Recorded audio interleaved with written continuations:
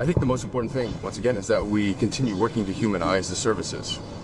It's important that our authorities, whether the police, customs, the CIC, Central Information Center, are not seen as monsters when they arrive here. It's about humanizing the services, the airport, above all, beyond the service we provide. Whether it's customs control, security, etc. It's a tourist attraction, it's the point of entry. It means that the very first impression everyone has of foreigners is right here. And all our legislative failings or excesses that we have cannot be passed on to the agents. We will continue to improve, but we have to normalize. The most important thing is to normalize. That is our challenge. The crucial point for you to understand is how we can make adjustments to be more or less like other people. Distrust cannot be passed on to you. We are the ones who have to improve. That's what's most important. As you said, without a doubt, I completely agree. And we're going to keep improving, right? We're going to keep improving, both in equipment and in all aspects. We're going to keep improving. Now, one thing is certain. Drugs aren't bought at the airport. At the point of departure, that we have to discover them. In the same way that we have to control the departure, we have to tighten the net. On departure and arrival, if it's in the luggage, we'll have it checked. Right?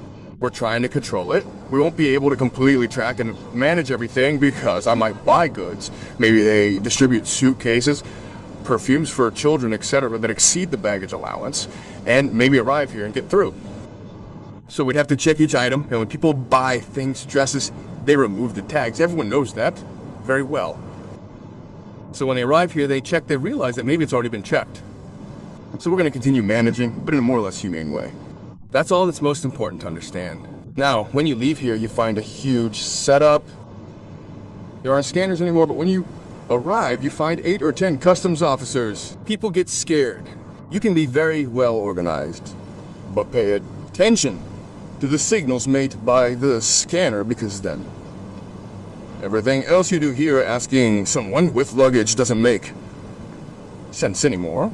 It's already been through the scanner. I don't know if I'm making myself clear. Know if it makes sense, because the green light... When it's already been through, everything that's green means it's free to leave, and what isn't needs to be separated. Only requests are made for shipments that already pose a significant risk, or where products susceptible to potential taxation have already been detected. That's all, isn't it? But we can find a way to see how we present ourselves. The most important thing here now is our behavior. The truth is we don't yet understand that we changed the form. We remove the machines, but we behave as if we still have them. So it's not the number of people here that will guarantee security. It's the security and management there. Because we can even see our colleagues from the CNX Central Investigation Unit being there separating the bags right away, right? They separate the bags, so the bags are placed here. How are we doing? It's like a barrier. The bags could even be more or less in a corner there. We're putting all the bags there. Not everything. You have to see. People who have nothing are allowed to leave. We're gonna normalize. We also want to be like other countries. Don't you want to be? I do.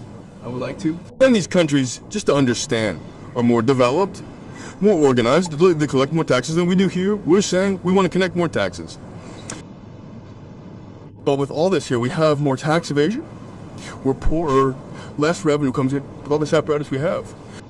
So what is the justification we have for having so many people saying it's because we want to control the tax system, when control clearly doesn't result in any benefit for the state? Quite the contrary, it generates this perception of pressure from society. Let's try to humanize things. We're here to help, right?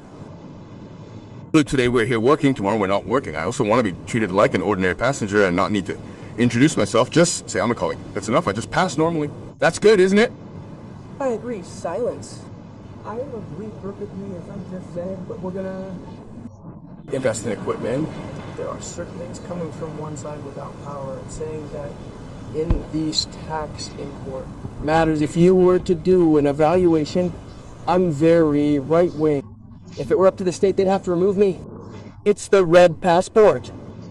Yeah, since we've got one thing, what on earth are we going to do now? It doesn't pass from here, it passes from there. No, the bags don't pass here, right? Because what we did in the agreement of the experts was very clear: the diplomat, when exercising his duties, right? But when people arrive here, grandson, son, everyone is a diplomat.